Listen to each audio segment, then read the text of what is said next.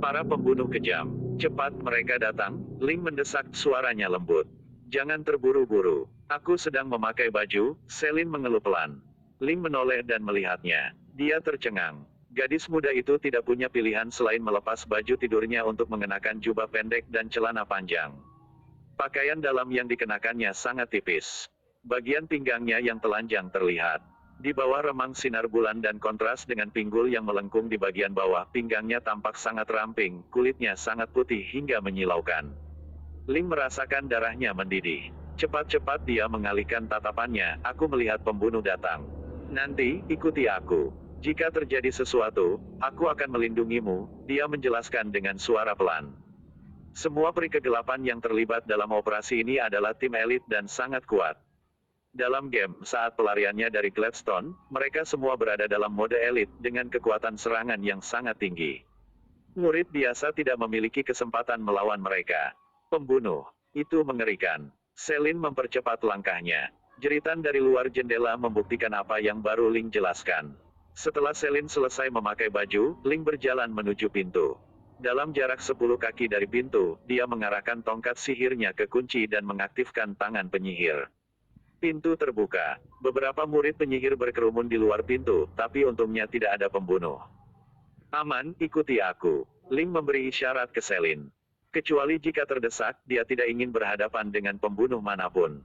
Dia tidak takut pada mereka, namun itu berarti dia harus menggunakan mananya yang sangat terbatas.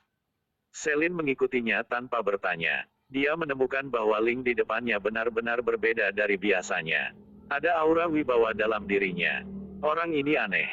Selin melihat sosok di depannya dengan penasaran. Dia tidak tampak cemas meskipun ada makhluk di sekitar siap untuk membunuh mereka. Ling mengamati situasi di aula, dan tidak terlalu memperhatikan tingkah laku aneh gadis itu.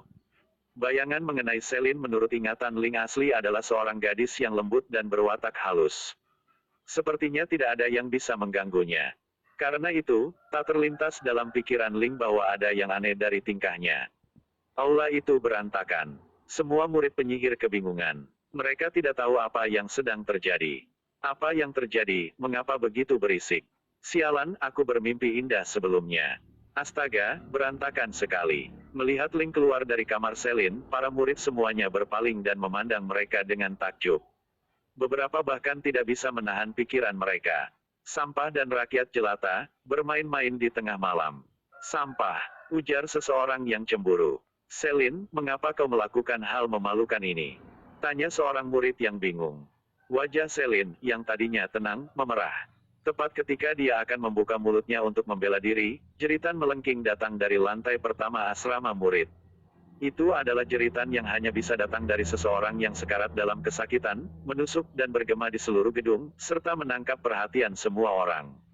Apa yang terjadi? Sialan, kedengarannya seperti Madame Fairfax. Boom! Seorang murid penyihir berlari keluar dari kamarnya dan berteriak, lihatlah keluar, ada orang-orang yang menyerang akademi. Hanya dalam waktu singkat, banyak gedung akademi terbakar. Sesekali, suara ledakan sihir memenuhi udara. Di taman sihir di dekatnya, mereka bisa melihat garis samar orang-orang yang bertempur dan kilatan sihir.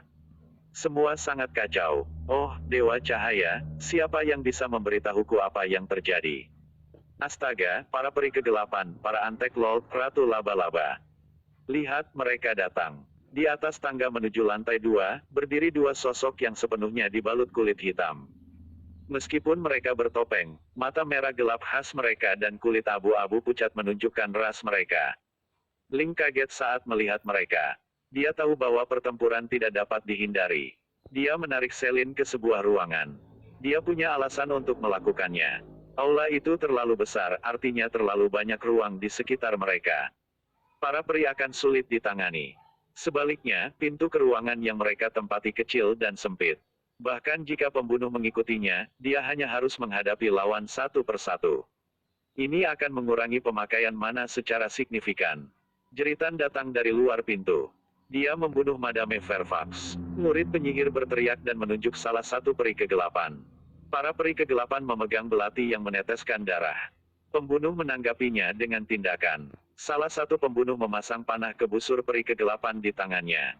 Si pembunuh menarik senar, dan dengan bunyi dentingan panah melesat tepat menuju tenggorokan murid penyihir. Si murid roboh ke tanah, darah menyebar di lantai di sekitarnya. Aroma darah memenuhi udara. Murid lainnya terdiam. Ah, pembunuh. Para penyihir muda terpaku melihat kejadian itu. Sebagian besar dilanda panik. Beberapa berlari kembali ke kamar mereka dan mengunci pintu. Beberapa hanya bisa meringkuk dan berteriak. Yang lainnya lebih berani dan membalas. Tapi apa mantra yang dapat diucapkan murid penyihir? Serangan mereka bagai lelucon untuk peri kegelapan pembunuh yang kuat. Seorang murid memegang tongkatnya dan melemparkan bola api level 0 ke salah satu pembunuh. Bola api oranye pucat, hampir tidak lebih besar dari kelereng, melesat ke arah pembunuh dengan suara mendesis. Para pembunuh tidak bergerak sedikit pun. Dia hanya menghadapi bola api, pisau hitam pekat muncul di tangannya. Dia mengayunkannya ke api kecil tersebut. Puff! Bola api itu diiris menjadi dua bagian, kemudian meledak menjadi bunga api dan menghilang. Senjata anti sihir, teriak sang penyihir. Prajurit benua Firuman memiliki Kitarum, tetapi hanya dari level 3 ke atas. Untuk level di bawahnya, para prajurit menggunakan semua jenis barang anti sihir melawan penyihir. Senjata anti sihir, pelindung tahan sihir elemen, dan ramuan. Semua itu adalah alat yang digunakan prajurit untuk melawan penyihir. Tentu saja, jika seseorang cukup cepat dan tangkas, dia bisa menghindari mantra. Namun resikonya juga cukup besar.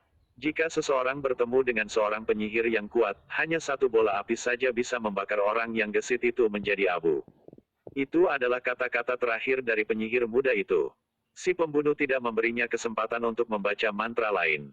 Para peri kegelapan yang berdiri di sebelah kanan mengangkat busurnya dan membunuh si murid dengan panah lain ke arah tenggorokan. Kemudian, pembunuh memulai pembantaian. Busurnya berdenting nyaring berkali-kali dalam sekejap dan murid penyihir mulai berjatuhan satu persatu. Mereka dibunuh seperti ayam di rumah jagal. Para peri terlalu kuat, dan mereka berpengalaman dalam pertempuran. Para murid penyihir tak berdaya. Dalam sekejap mata, hanya segelintir dari mereka yang tersisa. Salah satu dari mereka bergegas ke ruangan tempat Ling bersembunyi. Dia menutup pintu di belakangnya dengan suara keras. Kemudian, dia meringkuk di tanah, memeluk kepalanya, dan menggigil tak terkendali. Dia terlihat sangat terkejut. Di kamar, Selin bersembunyi di balik Ling, alisnya berkerut. Itu sangat mengerikan. Akademi sihir yang tenang dan damai telah berubah menjadi tempat pertumpahan darah tepat di depan matanya. Rasanya sulit untuk percaya. Para peri hitam benar-benar adalah sekelompok binatang buas. Selama 3 bulan ditinggal di sini, Selin telah mulai mencintai lingkungan akademi manusia yang damai ini. Tapi para peri kegelapan telah menghancurkan semuanya hanya dalam hitungan menit. Ling terlihat tenang. Dia menghadapi pintu, memegang tongkat bulan baru di tangannya dan menunggu dengan sabar.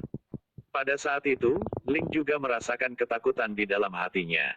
Ini adalah pertama kalinya dia benar-benar mengalami pertumpahan darah seperti itu. Tetapi pikirannya yang kuat menekan rasa takutnya, tidak membiarkannya mempengaruhi pikiran dan tindakannya. Beberapa jeritan datang dari balik pintu, lalu terdengar suara pintu-pintu didobrak.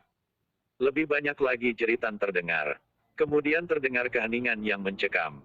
Sudah jelas bahwa semua murid penyihir di lantai 2 telah terbunuh. Lalu terdengar suara langkah kaki. Suara tersebut semakin nyaring ketika mendekat. Si pembunuh sedang berjalan menuju ruangan di mana mereka bertiga bersembunyi. Jangan bunuh aku aku tidak ingin mati. Aku tidak ingin mati. Penyihir muda itu menangis tak terkendali sambil meringkuk di lantai. Dia tak peduli pada ratapan keras, ingus, dan air mata yang mengalir di wajahnya.